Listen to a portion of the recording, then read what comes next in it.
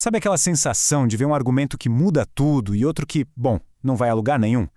Nessa análise, a gente vai mergulhar fundo nisso. Vamos nos tornar uma espécie de arquiteto da argumentação, descobrindo as ferramentas para construir e, claro, desconstruir qualquer argumento. Pois é, essa é a grande questão, não é mesmo? A gente vive cercado de argumentos o tempo todo, mas o poder deles varia demais. E o segredo, olha só, não está no volume da voz, nem na paixão. O segredo está na arquitetura quase invisível que existe por trás das palavras. E é exatamente essa arquitetura que estamos prestes a desvendar. A melhor forma de entender isso é pensar num argumento como se fosse um prédio, um edifício. Ele tem uma fundação, tem uma estrutura, tem um teto. Se qualquer uma dessas partes estiver fraca, tudo pode vir abaixo. Então entender esses componentes é o primeiro passo para se tornar um mestre na construção de argumentos. Então vamos lá, vamos começar pela planta baixa. Todo argumento que se preze, não importa o quão complicado ele pareça, se apoia em 4 componentes essenciais. Vamos conhecer cada um deles. Primeiro de tudo, as premissas. Pense nelas como o alicerce do nosso prédio.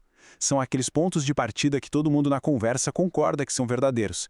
Por exemplo, uma premissa bem sólida seria: a lei proíbe a discriminação. É o nosso terreno comum, sabe? Sem isso, a gente não consegue construir nada. Depois vem a estrutura. Não adianta nada ter uma fundação incrível se não tiver paredes e vigas para conectar tudo.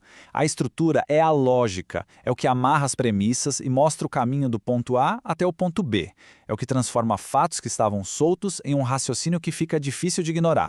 E para onde essa estrutura toda leva a gente? Para a conclusão, que é o teto do nosso edifício. É o grande final, o ponto que o argumento quer provar.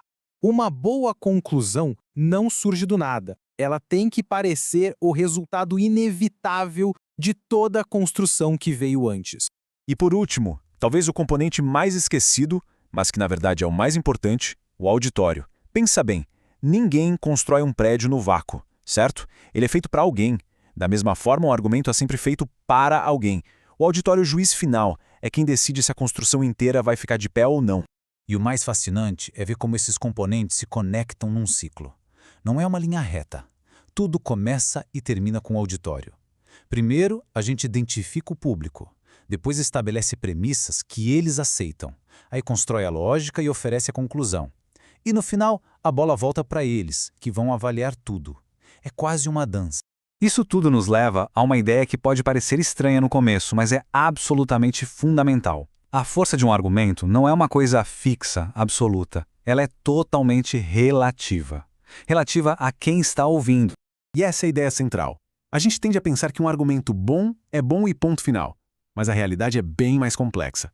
A força de um argumento só existe para um auditório específico.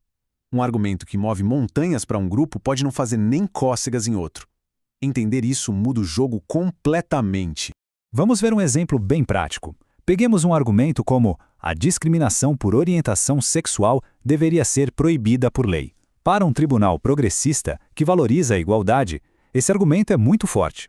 Mas para um tribunal conservador que talvez valorize mais a tradição, o mesmíssimo argumento pode ser fraco. Para um grupo de juristas, a lógica técnica pode torná-lo forte.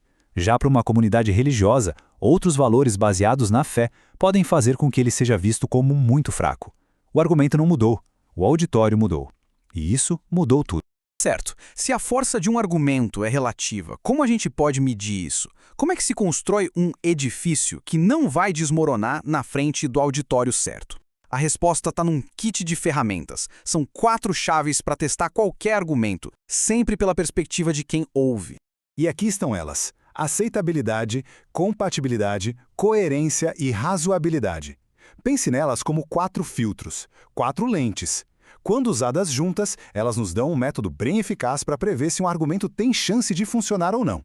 A primeira chave é a aceitabilidade. E ela vai direto no ponto mais crítico de todos, a fundação do argumento.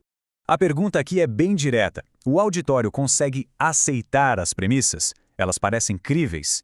Se a fundação for rejeitada logo de cara, nem adianta continuar a construção. É o portão de entrada do argumento. Se ele estiver fechado, ninguém entra. A segunda chave é a compatibilidade.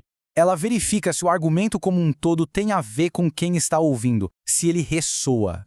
Porque mesmo que as premissas sejam aceitáveis, o argumento se alinha com a visão de mundo do auditório. Um argumento pode ser logicamente perfeito, mas se ele for incompatível com os valores mais profundos de uma pessoa, ele vai ser rejeitado. Simples assim. Em terceiro lugar, vem a coerência. Essa chave avalia como a nova ideia se encaixa com as crenças que a pessoa já tem. As pessoas, no geral, buscam consistência. Então, o novo argumento se encaixa de forma coerente com o que o auditório já acredita? Um argumento realmente poderoso geralmente se parece com uma evolução natural do que a pessoa já pensa, e não uma revolução que exige jogar tudo para o alto.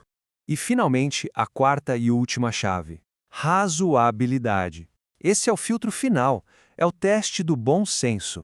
Depois de passar por tudo isso, a conclusão final parece sensata? Um argumento pode ser aceitável, compatível e coerente, mas se o resultado for algo totalmente desproporcional, exagerado ou simplesmente bizarro, ele vai falhar no último obstáculo.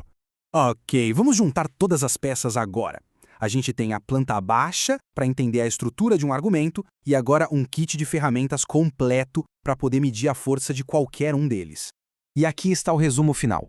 A planta baixa nos dá as partes: premissas, estrutura, conclusão e o auditório. E o kit de ferramentas nos mostra como testar cada parte. A aceitabilidade testa a fundação. A compatibilidade checa se o caminho faz sentido para o público. A coerência verifica se o destino é consistente com o que já se acredita. E a razoabilidade pergunta ao juiz, o auditório, se a construção toda é sensata.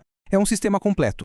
De agora em diante, ao ouvir um debate, ler uma notícia ou até mesmo ao pensar num argumento próprio, essas ferramentas do arquiteto estão à disposição.